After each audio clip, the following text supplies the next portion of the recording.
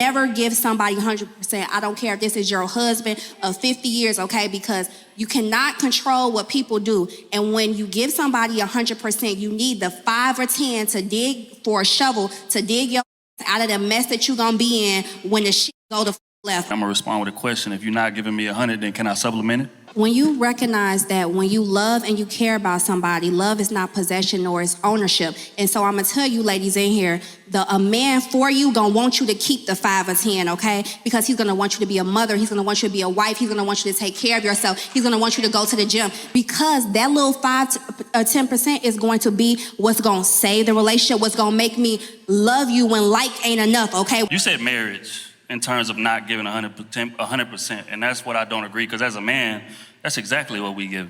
Like, I'm not gonna protect you 90% of the time.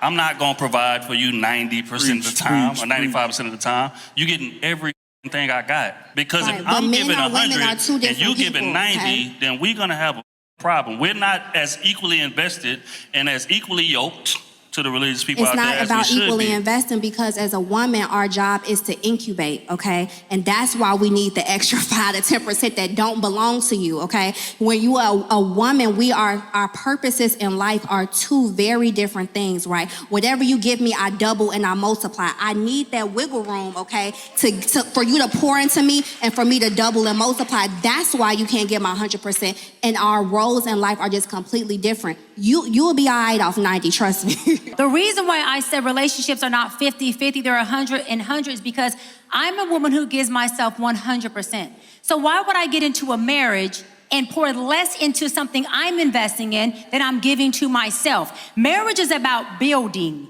Giving yourself is a building block, and women should not be marrying a man who they feel they got to save 10% somewhere else for the exit strategy. Okay, Dimitri, for the what's exit up? strategy. That doesn't make any sense.